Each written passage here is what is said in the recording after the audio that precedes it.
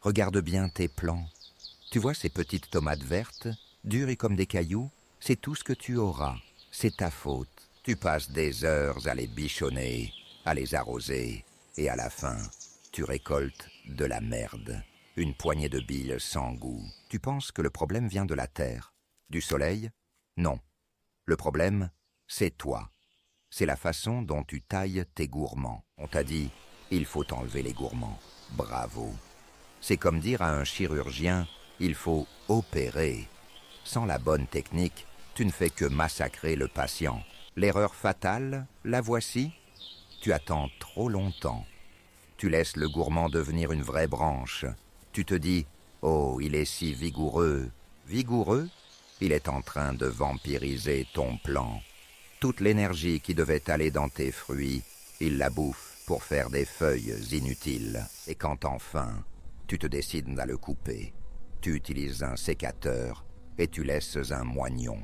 Un chicot de 1 ou 2 centimètres. C'est ta condamnation à mort. Tu crois que la plante va cicatriser? Illusion. Ce moignon est une porte ouverte. C'est un cadavre en sursis qui va pourrir sur pied. Voilà ce qui se passe vraiment.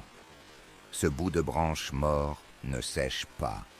Il attire l'humidité. Et avec l'humidité viennent les champignons. Le botrytis, la pourriture grise. Il adore ces tissus mous, morts, gorgés d'eau. Pour lui, c'est un festin. Il s'installe sur ton moignon. Et une fois qu'il est là, il ne s'arrête pas. Il va bouffer le moignon, puis attaquer la tige principale. Il va infecter tout ton plant de l'intérieur. La sève ne passe plus. Les feuilles au-dessus jaunissent, se dessèchent. Les quelques fruits que tu as arrêtent de grossir. C'est fini. Tu as transformé une autoroute à nutriments en une impasse mortelle. Tout ça à cause d'un petit gourmand que tu as eu la flemme de pincer à temps. Alors, on arrête le massacre. Maintenant. Voici la seule méthode qui marche. La méthode des pros. Brutale, mais efficace. Règle numéro 1. La taille, c'est entre 3 et 5 centimètres. Pas plus. Un gourmand, c'est comme un problème. Plus tu attends, plus il grossit. Règle numéro 2. Jette ton sécateur. Tes meilleurs outils sont là. Ton pouce et ton index. Rien d'autre. Tu vas à la base du gourmand. Tu le plies d'un coup sec sur le côté. Il doit casser net. Tu dois entendre un clac. La cassure doit être propre, sans déchirure. La plante cicatrise cette petite blessure en quelques heures. Pas de moignon, pas de porte d'entrée pour la merde. Mais je sais que tu as déjà merdé. Tu as des gourmands de 10 centimètres sur tes plants. Ne les coupe pas à la base. Si tu coupes cette branche épaisse à ras, la blessure sera trop grande. Elle pourrira à coup sûr. Tu vas devoir être plus malin. Voici la technique de sauvetage.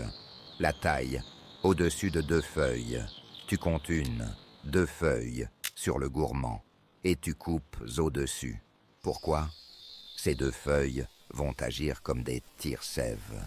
Elles vont continuer à pomper l'énergie, forçant la sève à circuler et à cicatriser la coupe au lieu de stagner et pourrir. Tu sacrifies une mini-branche pour sauver la tige principale. C'est de la chirurgie de jardin, pas du jardinage de bisounours. Règle numéro 3. Le timing. Ne jamais tailler quand il pleut, ou le matin quand tout est couvert de rosée. C'est un suicide, l'humidité. C'est l'autoroute des spores. Tu ouvres une plaie et tu leur offres un boulevard pour infecter ton plant. Attends l'après-midi, quand tout est sec. La chaleur du soleil va cautériser la blessure instantanément. Elle va sécher en quelques minutes, formant une barrière protectrice naturelle. Récapitulons, pour que ça rentre dans ton crâne. 1. Pincer petit, avec les doigts. 2. Si c'est gros, couper au-dessus de 2 feuilles. 3. Toujours au sec, l'après-midi. Arrête de chercher des excuses. Arrête d'acheter des fongicides miracles qui ne font que masquer ton incompétence. La solution est dans tes mains. Fais ça, fais-le bien. Et toute l'énergie de tes plants va enfin aller là où elle doit aller, dans les fruits. Tu ne récolteras plus des billes, tu récolteras des points, des tomates lourdes, denses, pleines de jus et de saveur, des tomates qui ont le goût de la victoire, pas de l'échec, le goût du travail bien fait. Alors, le choix est simple. Tu continues à faire n'importe quoi et à te plaindre de ta malchance, ou tu te bouges et tu suis mes conseils. Tu veux des seaux de ce calibre ou un tas de feuilles malades? La réponse ne dépend que de toi. Abonne-toi si tu en as marre de perdre ton temps et prépare-toi à récolter pour de vrai.